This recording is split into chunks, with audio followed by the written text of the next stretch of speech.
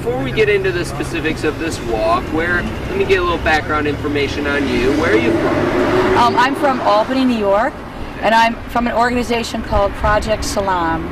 Okay. SALAM, what does that mean? It's SALAM, and it means Support and Legal Advocacy for Muslims. Oh, okay. All right. So it's Project SALAM, and that's the short name. Yep.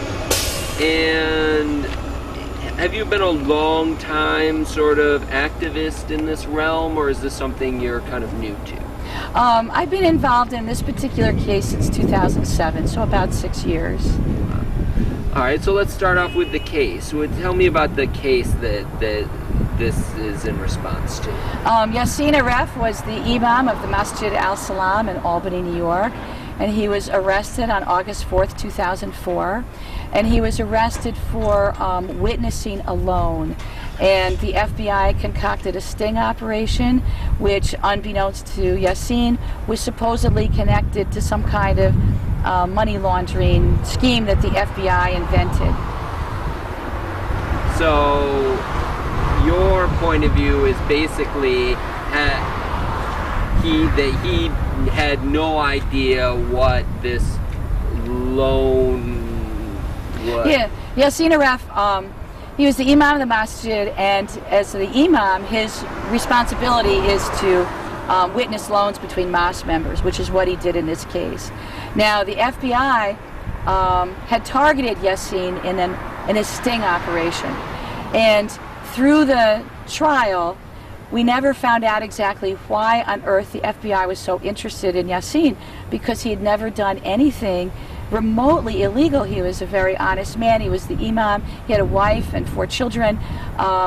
He'd never done anything that would attract any kind of attention by the police at all, or the FBI.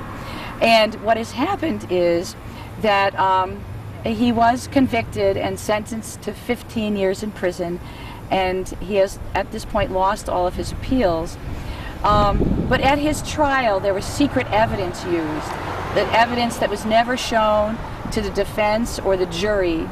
And we believe that what happened is that Yassin Aref requested his FBI file. And when the FBI file came back, it was mostly redacted, so there was no information in the file, except when there was information about who the FBI thought he was. And they thought he was a man named Muhammad Yassin, who was affiliated with Al-Queda over in Europe. And supposedly this man, Muhammad Yassin, was a Al-Queda bomb maker, and he'd lost a couple fingers of one hand. And he was killed in Gaza in 2010. So it all falls into place that the secret evidence that the defense was not allowed to see in the trial was this mistaken identity, that the FBI thought Yassin Aref was this other man, and that's why the whole sting operation happened. So what I'm doing now is that I feel that Yassin Aref is the victim of mistaken identity, and his lawyers have filed a new appeal for him, and the appeal goes back to the trial judge, the trial court, and the judge's home court is in Binghamton, New York. And I thought, I know the judge will make a fair and just decision. I have no question in my mind that the judge will be very fair in this case. But I wanted to let the judge know that we in Albany really care about Yassin Aref, that we really care about his case. So I asked people to sign a petition in support of Yassin Aref. And I thought, well, perhaps if I hand carry the petitions from Albany to Binghamton, that the judge will understand how much we in Albany care about Yassin and how we have not forgotten him, even though it's been 9 years since his arrest. Wow. Now you said, I infer from what you were saying that he had never done anything illegal. But let me ask you this, had he ever sermonized or spoken out in ways that people could interpret as being anti-American or inflammatory in any way? Not to say that that would justify what happened to him, but I'm just in terms of the targeting of him. Yassin Aref was a very peaceful imam. He came to this country and he believed that he had freedom of speech. And he would speak out against the Iraq war because he was from Iraq. And he would speak against the Iraq war. I hardly think that's the least bit inflammatory. It's a freedom of speech issue to speak out. But he never, in all of his time, ever said anything remotely involved in violence, nothing anti-American. His concern was for the Iraqi people and his people in Iraq. Are you yourself Muslim? No, I'm not Muslim. I believe that as an American, it is my duty to stand up when I see injustice. And I think it is unjust for the government to use secret evidence in trial. To me, that is a very anti-American thing. That's unconstitutional. That's not what our country was founded on. And so that's really why I'm here, is because I see this injustice in our courts, and I feel that secret evidence should not be used. Did you mention that the evidence was kept from the jury? And if so, how then would it have influenced the outcome of the verdict? That's a very good legal question, probably best left for the lawyers. But what happens is that because of the fact that the lawyers, even though they had security clearance, were not allowed to see the secret evidence in the case, they couldn't mount a defense against it. And so we believe that the secret evidence was that they mistook Yassin Aref for somebody else. Now, had the defense known that at the time of the trial, they would have said, no, that's not Yassin. He's never been in those places. He doesn't, he's not, that's a different person. He's not this other man. And so I think that had the evidence, all the evidence been presented, he would have had a much fairer trial. Let me ask you just some details about your journey. When did you leave?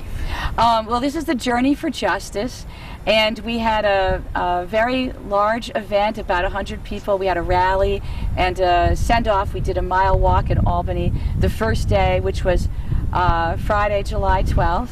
Saturday morning, July 13th, 10 o'clock in the morning, about 20 of us set off from Albany to walk here to Binghamton. Through that time, we've had many adventures. We walk about 13 miles a day. Unfortunately, I did not know. Hold off for just a moment. Okay, tell me about these adventures. Yeah, so some of the adventures that we had. I made a lot of, it takes a lot of planning, because I was helped by a lot of people along the way. I did not do this by myself. It is an entire community of people who care about peace and justice along Route 7 that have helped me out. So part of it was we walked 13 miles a day, but because of the tremendous heat wave we've had, I did not expect that it would be 95 degrees at 10 o'clock in the morning, which made it very, very difficult to get in enough hours. I'm a slow walker. I figured I'll have 6 to 8 hours to walk a day, no problem. But sometimes we couldn't walk after 10 in the morning. So unfortunately, we got a little behind. So by the time we got to Wells Bridge, my friend suggested that we would need to make up the time, so we took little boats. I have a canoe and my friends have kayaks. So the Journey for Justice took to the water. So we got in the water, and unfortunately we got into a little trouble in the currents of the Susquehanna, and we were rescued by the Sydney EMS, which we are very appreciative of. And but we got back in our boats and we continued our journey to Afton. And then unfortunately what has happened is I hurt my foot. But as my friend said to me, it takes a village to raise a child, it takes a community to deliver petitions. And so Jack Gilroy from Johnson City has graciously taken up the Journey for Justice, and he's carrying the petitions all the way into Binghamton, and so it's become this really large group effort. Many, many people have joined me along the way and have opened their homes to me. I stay in people's houses. Every day I have a driver who drives around to help the walkers make sure if they need water or anything else. And so it's been a wonderful journey of meeting absolutely fabulous people and having a tremendous amount of support from my community in Albany. They organize everything for me in Albany. And so it's been a wonderful journey. And my hope is what's going to happen is tomorrow at 10:15 in the morning, we're going to meet at the NYSEG Stadium, and we're going to take the very short walk to the federal building where we'll have a rally, we'll have speakers, everyone is invited to come. We'll talk more, we'll explain more about the case, all the details. My city council member from Albany is coming down to speak about the Albany resolution, which was a resolution we passed in the city about these cases. And so it should be a very interesting event tomorrow, 10:15 at the federal, the NYSEG Stadium, and 11 o'clock at the courthouse. How many petition signatures were you able to gather? That's a very good question. We have over 800 online petitions, but we have handwritten petitions also. And we have not counted them yet, so I don't want to give an exaggerated number, but we have to have at least 300 handwritten signatures. So it's way over 1,000. That was what I was hoping to be able to bring. So I'm very pleased about that. I'm sure you've already touched on this, but let me ask you just one more time. What motivates you to go to all this effort? Well, I'm very concerned about civil liberties in our country today. And the idea of using secret evidence in court is a very un-American idea, and I felt like, how can I tell people about this case and about this situation? And so I felt that, driving the petitions here to Binghamton wouldn't make as much of a statement. So I decided I could walk. And I would meet a lot of people and tell people about the case and tell people more about the state of civil liberties in our country today. And so I've met many people, and it's been a very wonderful journey for me. And I'm hoping that other people will have benefited, and we can expand the conversation about civil liberties in our country today. I think it's very important for us to protect the Constitution. It is what makes America America, is our Constitution.